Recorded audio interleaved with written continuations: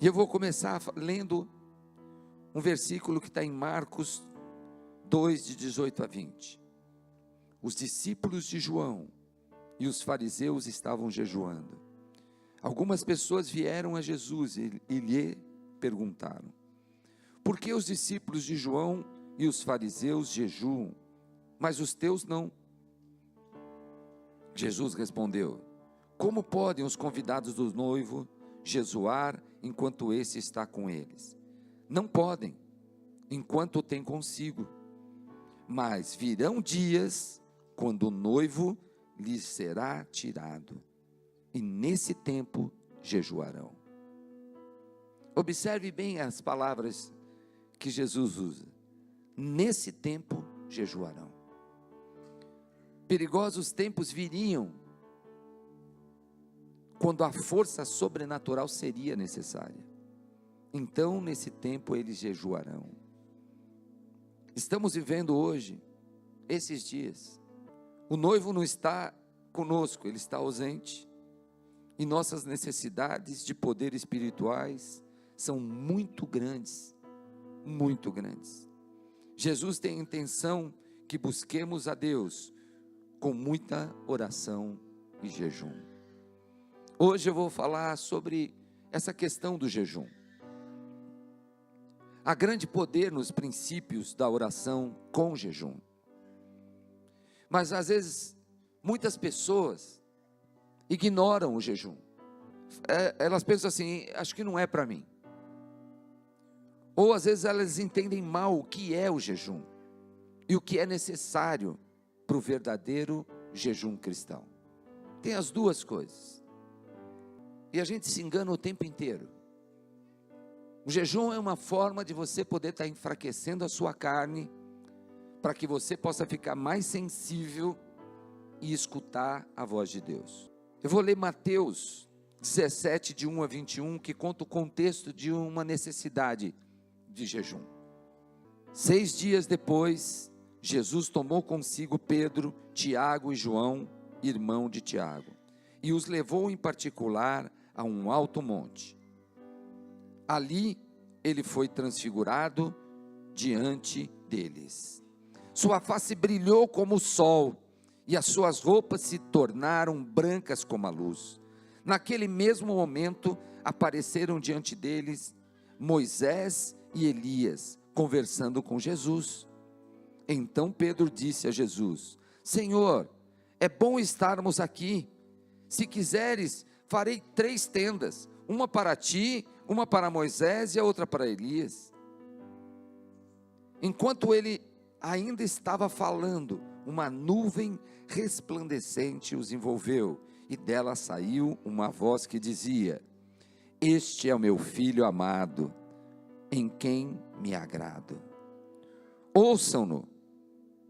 Ouvindo isso, os discípulos prostraram-se com o rosto em terra e ficaram aterrorizados. Mas Jesus se aproximou, tocou neles e disse: Levantem-se, não tenham medo. E erguendo eles os olhos, não viram mais ninguém a não ser Jesus.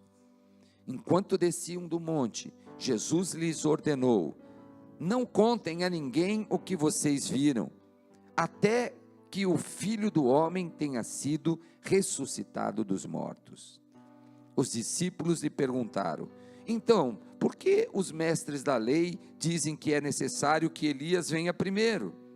Jesus respondeu: De fato, Elias vem e restaurará todas as coisas. Mas eu lhes digo: Elias já veio, e eles não o reconheceram, mas fizeram com ele tudo o que quiseram. Da mesma forma, o Filho do Homem será maltratado por eles. Então os discípulos entenderam que era de João Batista que ele tinha falado. Quando chegaram onde estava a multidão, um homem aproximou-se de Jesus, ajoelhou-se diante dele e disse: Senhor, tem misericórdia do meu filho. Ele tem ataques e está sofrendo muito. Muitas vezes cai no fogo ou na água.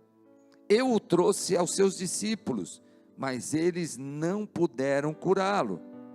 Respondeu Jesus: ó geração incrédula e perversa, até quando estarei com vocês?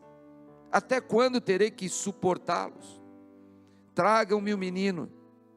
Jesus repreendeu o demônio e este saiu do menino. E desde aquele momento ele ficou curado. Então os discípulos, aproximando-se de Jesus em particular, e perguntaram: por que não conseguimos expulsá-lo? Ele respondeu: porque a fé de vocês, porque a fé que vocês têm é pequena. Eu lhes asseguro que se vocês tiverem fé do tamanho de um grão de mostarda, poderão dizer a este monte: vá daqui para lá, e ele irá. Nada lhe será impossível. Mas essa espécie só sai pela oração e jejum. Uau! Jesus retorna de sua transfiguração, tendo ficado nas montanhas com Pedro, Tiago e João. E eles são recebidos pelos outros discípulos e pela multidão de pessoas que estavam seguindo a Jesus, para ver os milagres que ele poderia realizar.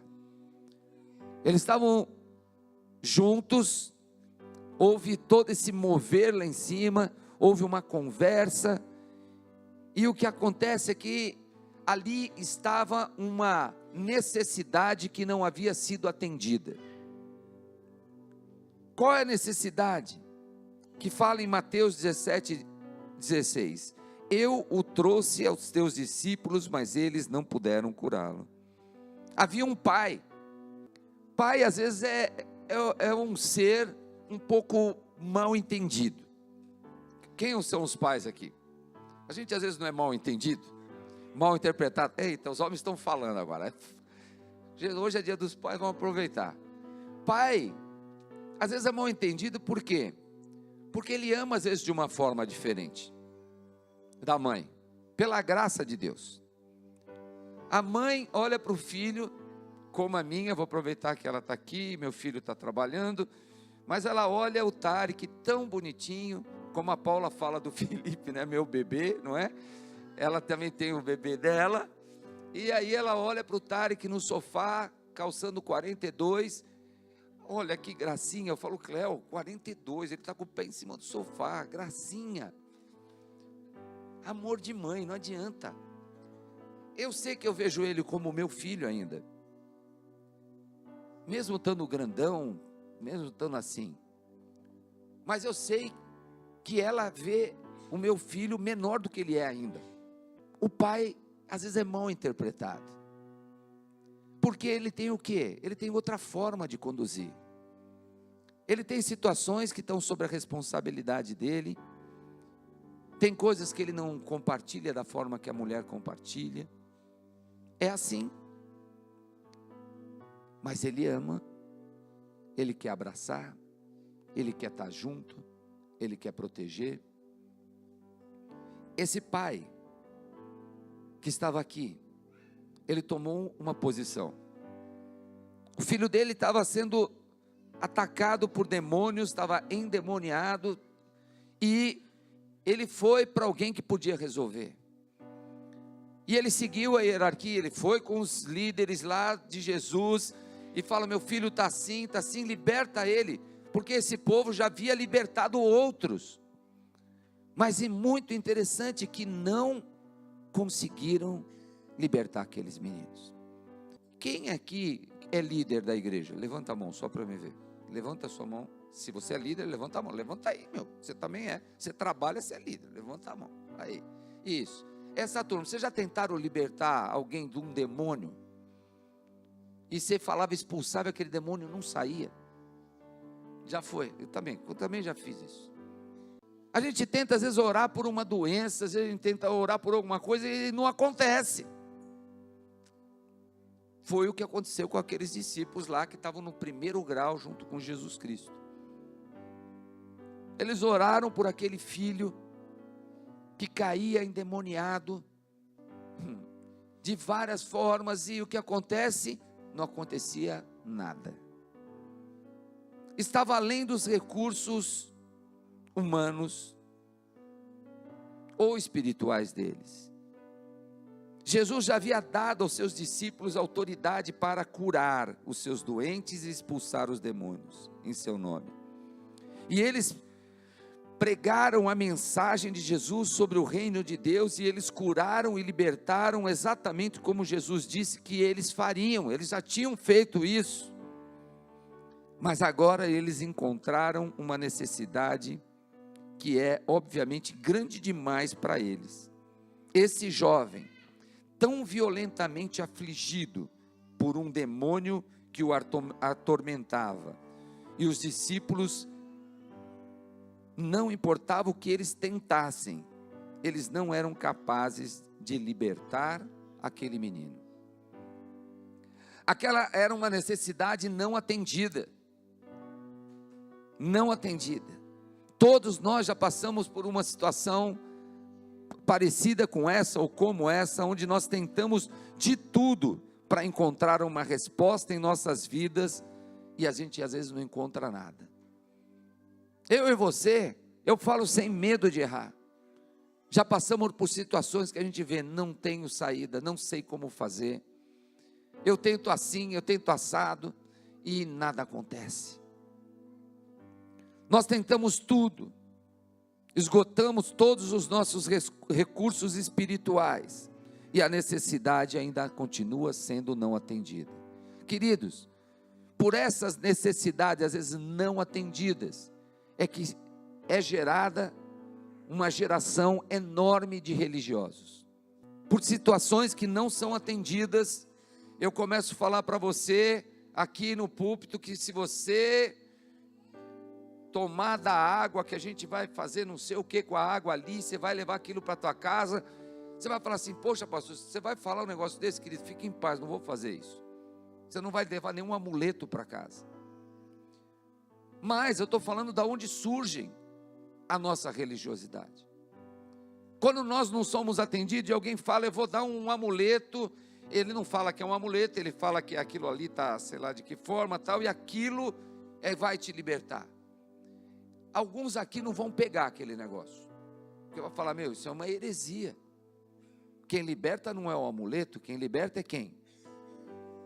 É Jesus Cristo. Mas vocês podem ter certeza, muitos vão pegar o amuleto, porque estão já desesperados, porque estão dentro de uma forma que vão falar assim, será que se eu puser isso lá em cima da minha cômoda, se eu puser em cima da minha TV, será que se eu fizer isso dessa forma, vai acontecer? E aí nós vemos o que acontece nessa geração. Uma geração de pessoas que passam a se tornar religiosas. O inimigo, quando ele não se expõe diretamente a nós, ele vai pelas beiradas e ele vai arranjando algumas coisinhas para que você possa ser desviado. Se a igreja está me entendendo, diz amém para mim. Isso. Nós não podemos cair nisso. Nós tentamos às vezes de tudo. Esgotamos todos os nossos recursos espirituais e a necessidade não é atendida. A doença permanece, a situação é inalterada, a pessoa não é curada, não é salva, não é liberta. A necessidade não é satisfeita. Eles descem da presença de Deus, onde tudo e qualquer coisa são perfeitas e as possibilidades são ilimitadas para encarar a realidade sombria da vida.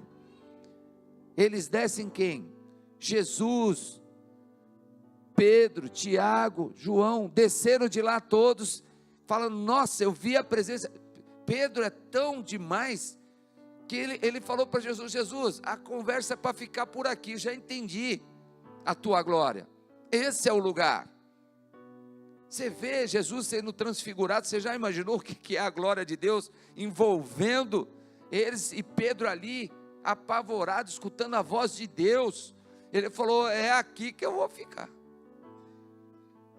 Qual era o ofício de Pedro? Quem sabe? Pescador. O cara deixa de ser pescador e fala: eu vou fazer tenda para você, Jesus. Eu vou fazer tenda para você, uma para você, outra para Elias, outra para Moisés. Eu faço, aí vocês ficam aí. Na boa, nós vamos ficar aqui, nós não vamos sair, nós vamos ficar servindo você. Eu fico imaginando a cara de Jesus. Falou: cara, o negócio está começando agora. Vamos voltar para o jogo, vamos jogar. Vamos descer. Tem gente para ser liberta, tem trabalho a ser feito.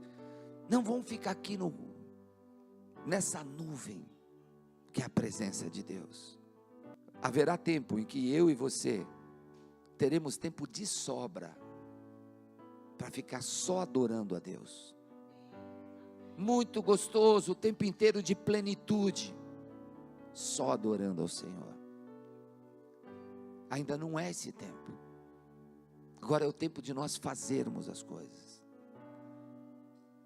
É como se você estivesse em uma reunião na igreja, onde você experimentou um toque de Deus, e daí para frente, a gente poderia virar um mundo de ponta cabeça.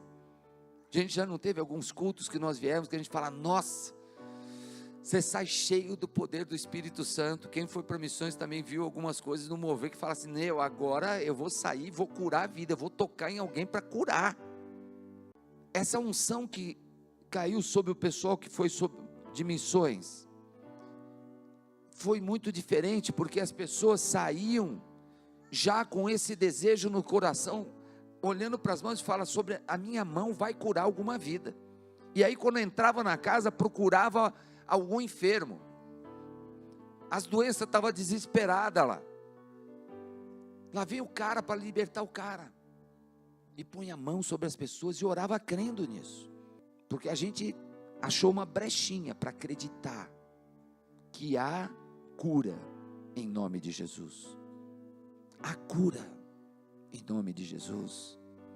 É como se um vento nos enchesse. Eu falo vento porque quem já viu um barco, a vela, quando ele está num tempo de calmaria, você olha para a vela e ela não mexe, não tem nada. Mas quando vem aquele vento impetuoso, quando vem aquele vento e sopra as velas, ela se enche e ela fica cheia. O barco que não tinha nada fica cheio de poder, e ele começa a navegar, ele começa a fluir. Quando nós frequentamos às vezes alguns cultos, que o nosso coração está entregue nessa busca, nós ficamos que nem essa vela cheia, fica cheio do poder do Senhor, e a gente sai assim, falando: agora sim. Mas o que acontece na verdade é que às vezes nós saímos assim, e passam 2 esquinas e o vento para. Não é assim às vezes? Aí você vai enfrentar seu problema na segunda-feira ou no domingo à noite, e é como o vento parasse de soprar, ele parasse de encher as velas desse nosso espírito, e uma calmaria vem, e nós caímos no dilema às vezes do fracasso. Nós falhamos, nós pronunciamos as palavras e elas não acontecem. Nós olhamos para a nossa vida e a gente não vê aquele mover que a gente viu no culto. E aqui, queridos, por isso que eu quero que você receba muito claramente essa palavra. Nós devemos louvar a Jesus Cristo. Ele é o centro de todas as coisas. Ele tem todo o poder e toda a glória. Ele atende a toda e qualquer necessidade sem vacilar. Ele faz isso. E nós queremos ficar sentindo isso para que nós possamos achar que nós temos o poder. Nós vamos ter a glória. Nós vamos ser merecedores. E nunca vai ser isso. porque só Ele é Deus, só o Senhor é Deus. Olha a resposta de Jesus, que está em Mateus 17, 17 a 18. Respondeu Jesus: ó geração incrédula e perversa. Essa que eu estou vendo não é uma boa fala. Até quando estarei com vocês? Quem acha que Jesus estava meio saturado das crianças dele, dos discípulos dele? Até quando terei que suportá-los? Tragam-me o menino, respondeu. Tragam-me o menino. Jesus respondeu. Jesus repreendeu o demônio, e este saiu do menino, que daquele momento em diante ficou curado. Aqui não fala que veio um raio do céu, não fala nada, ele fala assim, ele repreendeu: demônio, sai daí, agora. E o demônio saiu. Em um momento Jesus muda toda a situação. O que parecia impossível foi conseguido.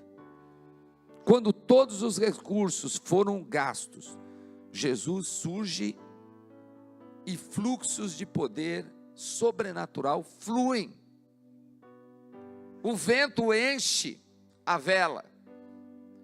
Jesus estava cheio já deste poder. Só que ele não se vangloria disso. Queridos, como é que é quando a gente está cheio de poder? Como é que nós ficamos quando as coisas estão todas certas? Consegui o emprego, consegui a grana, consegui isso, consegui aquilo. Como é que eu me comporto quando eu estou assim? Enche o peito, anda e não valoriza determinadas coisas, não liga para determinadas coisas, não serve como deveria servir. Cansei de ver. O pastor Fernando fala comigo de um tempo passado em que pessoas haviam vindo para a igreja de uma forma muito complicada, tristes, com falhas, com problemas financeiros, com muitas coisas. E essas pessoas foram restauradas grandemente. E depois que elas foram restauradas, chegavam nele e falavam assim: pastor, comprei agora uma casa de praia. Você não tinha recurso nem para a tua casa, você comprou outra. Comprei. Glória a Deus. É o que deveria ser. Mas o que acontece é que as pessoas começam a ir para a praia. E aí começa a deixar de vir para o culto. E daqui a pouco essa pessoa está resolvida sem Deus no braço dela. Como é que eu e você somos quando nós estamos cheios de poder? Nós vamos estar próximo do Senhor? Nós vamos estar cumprindo o nosso papel, porque existe uma batalha que Ele fala que é dele, e Ele permite e dá uma oportunidade para a gente participar dela? E nós vamos falar: Senhor, leva alguém para lutar agora aí, porque eu agora eu tenho que ir na minha casa de praia. E eu entendo a cabeça das pessoas que pensam assim, porque eu já fui um talvez desses. Então não dá para eu ficar jogando pedra e falando como se eu também já não tivesse pensado dessa forma. A questão, querido, sabe qual que é? Uma hora a gente amadurece. Me perdoa por ter demorado tanto tempo para amadurecer, viu? Amém. Mas uma hora a gente tem que amadurecer. E a gente tem que falar: agora é hora de trabalhar. Agora é hora de nós fazermos. Haverá tempos de refrigério, porque o Senhor é bom. E ele vai falar: calma, você vai sair de férias? Vocês vão sair de férias? Vai ter um tempo gostoso que vocês vão ter. Vai ter uma semana lá que vocês vão fazer o passeio, vai ter os 15 dias lá, vai ter o mês, eu não sei. Você vai ter tempo de descanso. O Senhor vai providenciar para a tua vida. Então não há engano. Nós somos comissionados por Deus para levar à frente. Em um momento Jesus muda toda a situação. O que parecia impossível foi conseguido. quando todos os recursos foram gastos, Jesus surge e tem um fluxo sobrenatural, simplesmente com seu falar. É tudo muito maravilhoso, mas a mente daqueles discípulos, eu acho que ficou toda confusa. Como? Nós fizemos de tudo. Agora a crise dos discípulos era outra. Não é que tinha uma necessidade não atendida. Agora era uma questão que não resolvida.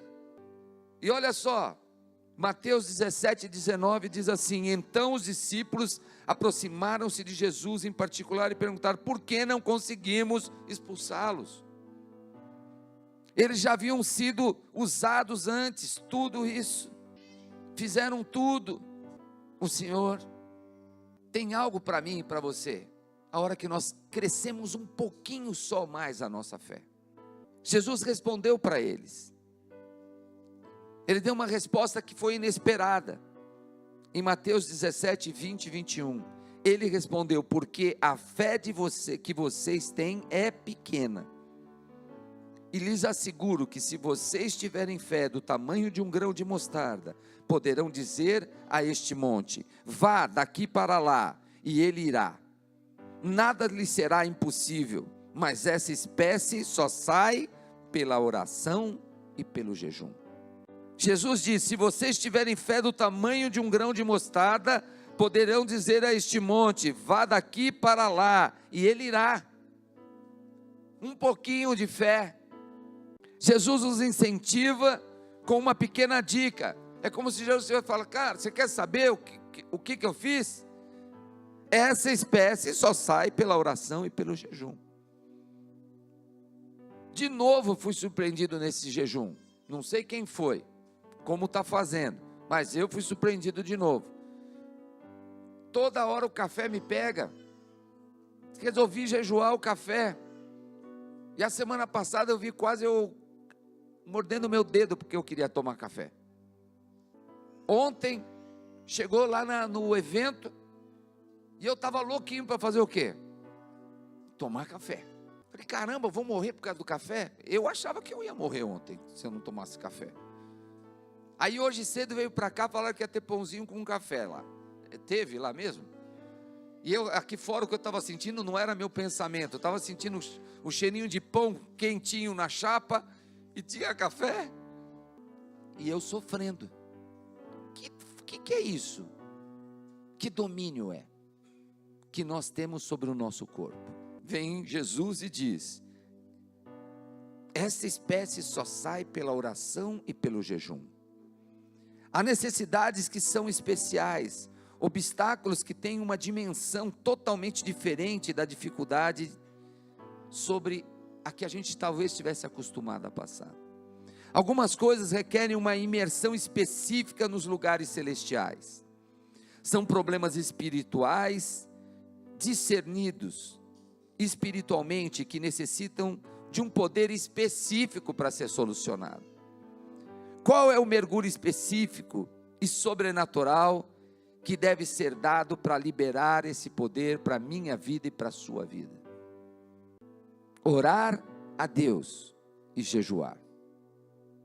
Quando Jesus foi conduzido ao deserto pelo Espírito Santo para ser tentado pelo diabo, ele entrou em uma prolongada temporada de oração e jejum, 40 dias sem pão ou água.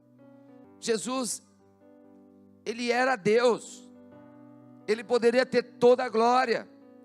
Para que ele iria se sacrificar? Mas ele o fez. Ele sabia o que era necessário. Jesus voltou para Galileia. Está em Lucas 4,14. Jesus voltou para Galileia no poder do Espírito. Você imagina, ele ficou os 40 dias em jejum. Quando ele voltou para Galileia, ele era o poder. No poder do Espírito. E por toda aquela região se espalhou a sua fama. Depois daquele tempo, ele retornou no poder do Espírito. Jesus foi continuamente ungido por Deus, desde o seu batismo. mas algo claramente foi liberado depois dos 40 dias de jejum que ele fez no deserto. Você entende isso? Ele ia passar por algo que era diferenciado para a sua vida.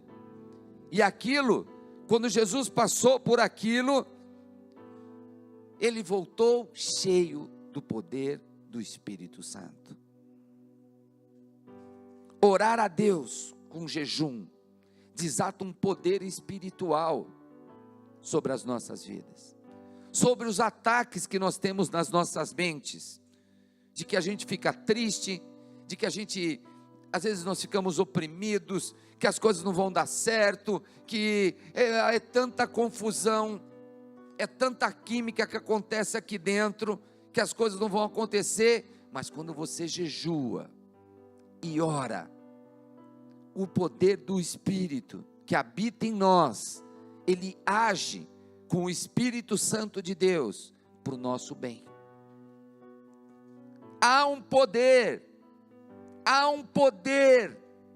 no jejum e na oração. E é tão difícil nós tomarmos a decisão e fazermos isso, nos dedicarmos a isso, porque a nossa carne, o nosso corpo quer o cafezinho e o pão na chapa. Jesus conhecia esse grande valor do jejum, e ele desenvolveu um estilo de vida de oração e jejum. Claro que ele já estava jejuando antes, desde o incidente com o menino possuído por demônios. Ele o expulsou e disse que a razão pela qual ele foi capaz era porque esse tipo só saía pela oração e pelo jejum. Ele sabia que conseguiria, pois Jesus estava jejuando. Jesus estava pronto, porque ele desenvolveu um estilo de vida de oração e jejum. E atrás desse poder, atrás desse princípio, nós conseguimos estar próximo do Senhor.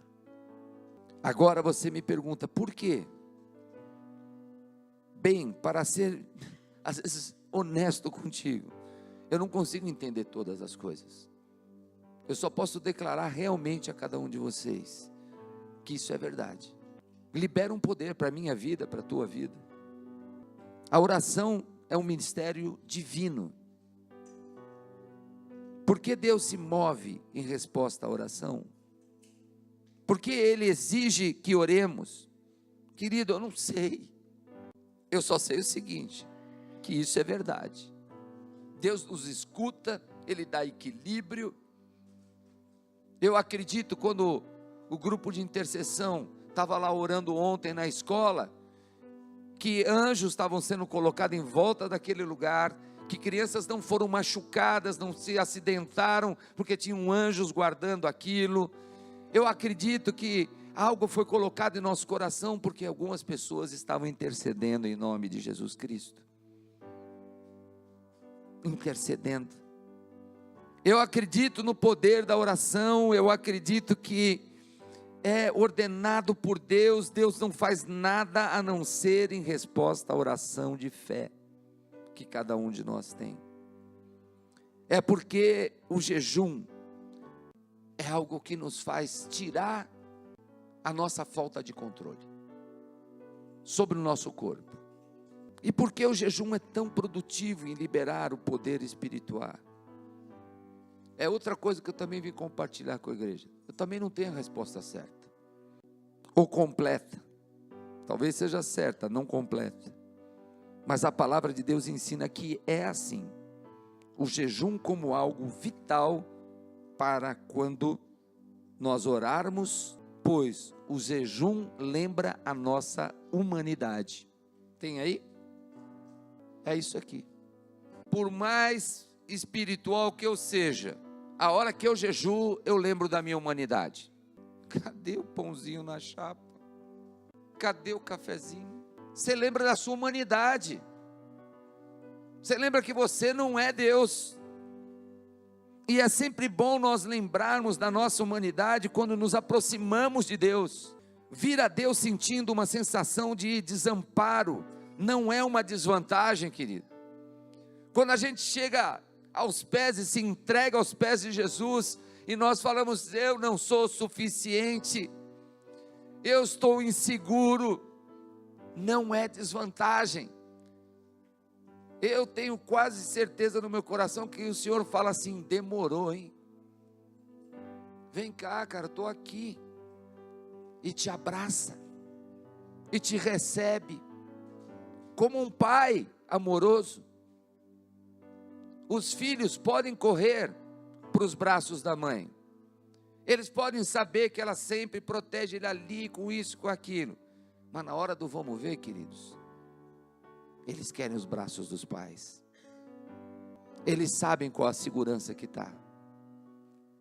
Isso nos torna dependentes de Deus, e como a maioria de nós odeia se sentir dependente, nós temos um problema. Ninguém quer se sentir dependente. Quem quer se sentir dependente de alguma coisa? Eu quero me resolver sem Deus, eu quero me resolver sem depender de amigo, eu quero me resolver sozinho, porque o pecado entrou no mundo, e eu tenho que vencer isso, porque Deus nos criou para sermos dependentes dEle, para confiarmos nele, continuamente. O jejum nos lembra a nossa humanidade. O que mais o jejum nos lembra? O jejum não é que lembra, ele me humilha, ele humilha a mim, e quando você faz jejum, ele humilha você. Zinho, você não come nada? Querido, tu vai curar muitas vidas. Você entende bem, eu acho, o que eu estou falando, mais que qualquer um aqui, porque você não come, mas você tem vontade? Glória a Deus, que Deus te poupou. Como é que é? E Ele cozinha. Eu não consigo imaginar o que é isso. Eu não consigo imaginar o que é isso. Mas eu consigo imaginar a tua busca pelo Senhor. Só imagino. O que é que te prende para que você não possa fazer algo para você se aproximar mais de Deus? Se Deus está te falando que nós vamos fazer, nós não estamos fazendo 40 dias de jejum, nós estamos fazendo 21 dias de jejum. O que te prende que você não consegue dar um passo? Fala, tal coisa, eu vou jejuar. E você vai poder orar. O jejum nos humilha, ou deveria fazer isso. Há uma autonegação envolvida. Nós negamos os apetites físicos de nosso corpo por um tempo, para nos humilharmos diante de Deus, que tem todas as respostas para a nossa vida. O jejum me humilha. Você já fez jejum, não fez? Foi complicadinho, não foi? Melhorou tua vida depois do jejum? Você escutou a Deus? Tua casa mudou? Cara, tantos anos,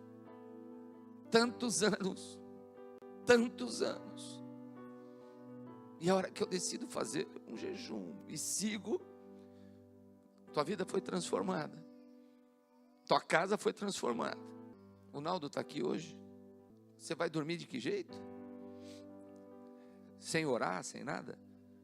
Mas a vida inteira você foi assim? Foi? Você orava antes? O que aconteceu? Jejuou, orou, mudou. Tua casa mudou?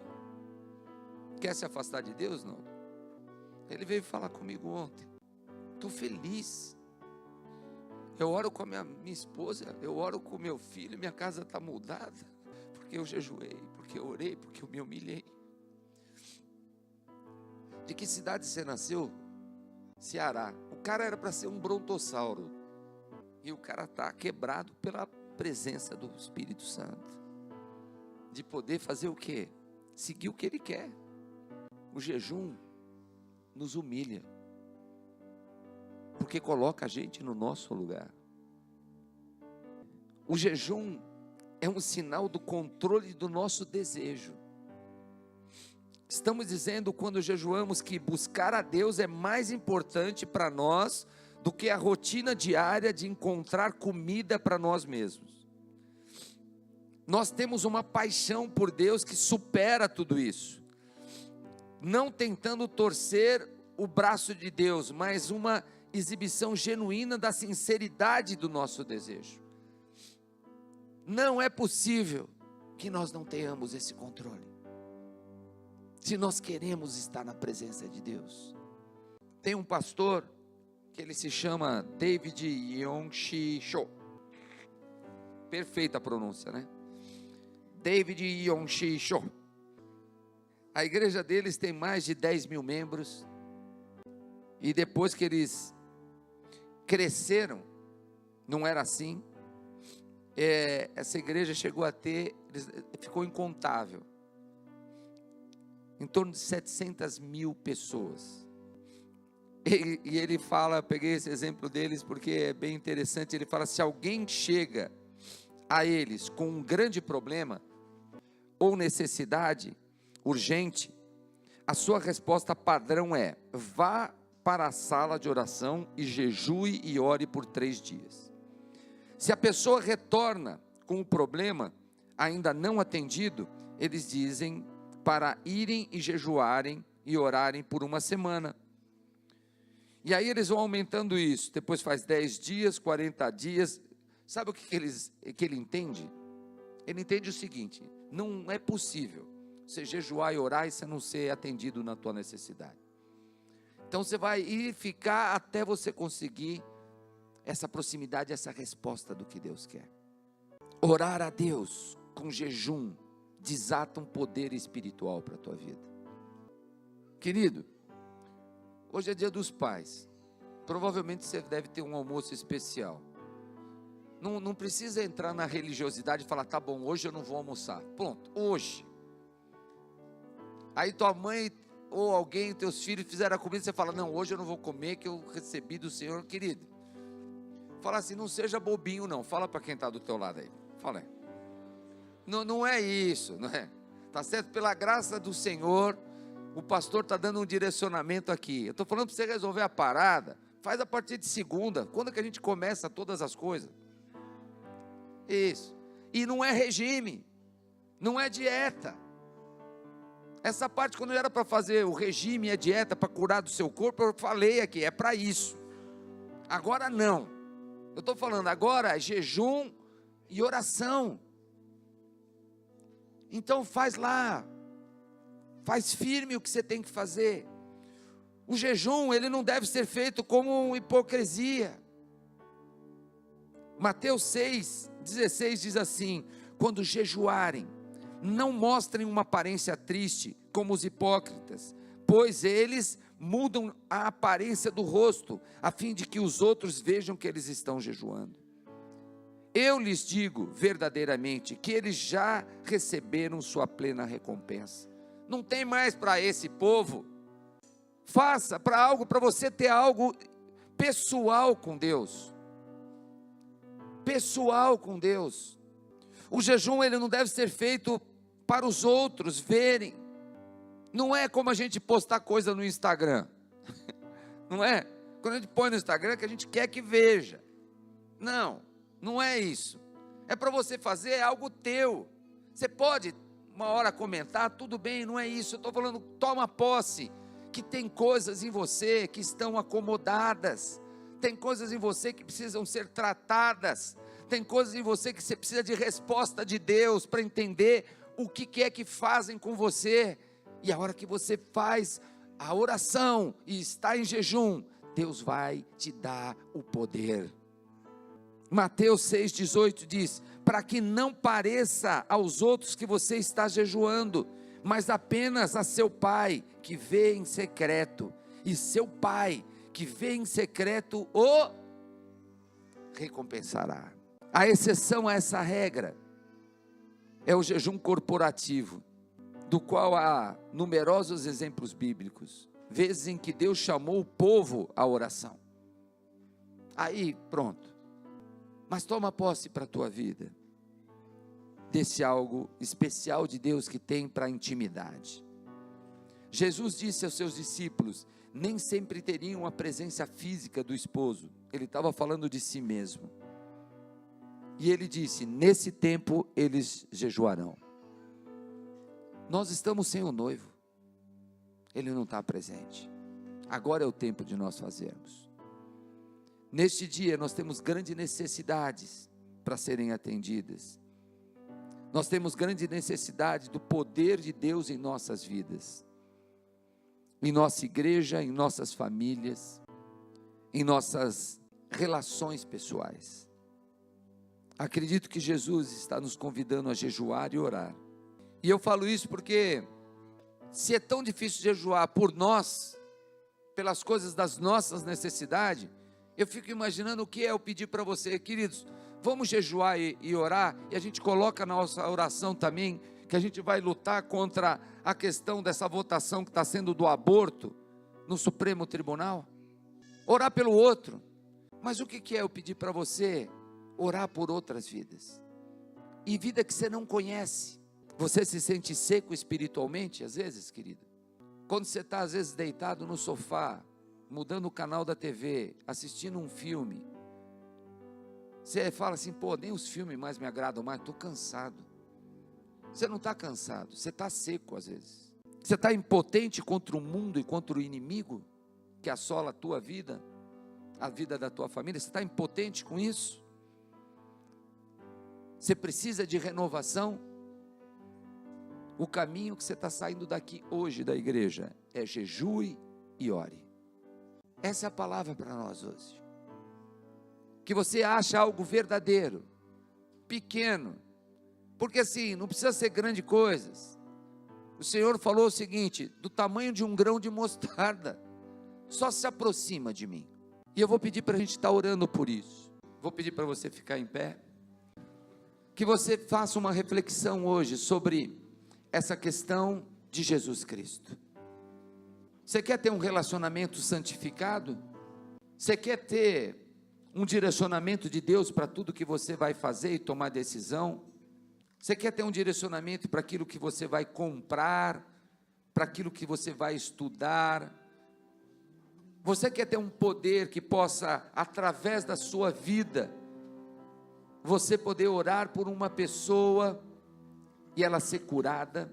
Se é isso, eu peço que você reflita agora o teu momento com Deus e fale com Jesus. Nós nos colocamos, Senhor, no teu altar, Senhor, aos pés da tua cruz, pedindo perdão, Senhor, pelas vezes nossa falta de humildade, Senhor, pela nossa independência, por nós queremos realmente resolver tudo sozinho. Senhor, eu quero estar agora, eu e o teu povo, lançando isso, Senhor, aos pés da tua cruz, e declarando, Senhor, sim, que nós vamos aprender a ser dependentes de Ti, e confiar em Ti.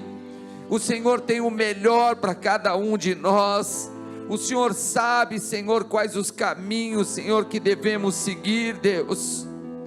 Em nome de Jesus Cristo, Deus, age, Senhor, nos pensamentos do teu povo. Age, Senhor, no coração dos pais. Age, Senhor, agora no coração dos filhos. Age, Senhor, em nós com o vento e o poder do teu Espírito Santo.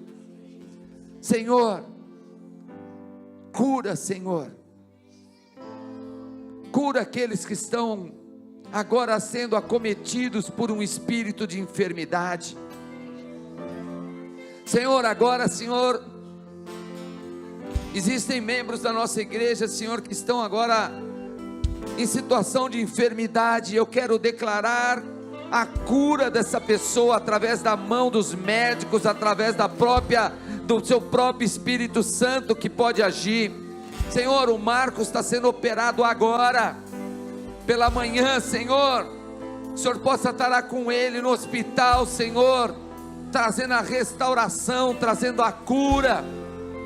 Nós cremos que o poder do teu Espírito age, longe, perto, aonde ele estiver, Senhor, fora dessas quatro paredes, Senhor, do outro lado do mundo, Deus. Para onde, Senhor, nós iremos? Para onde nós iremos, Senhor, sem a tua presença?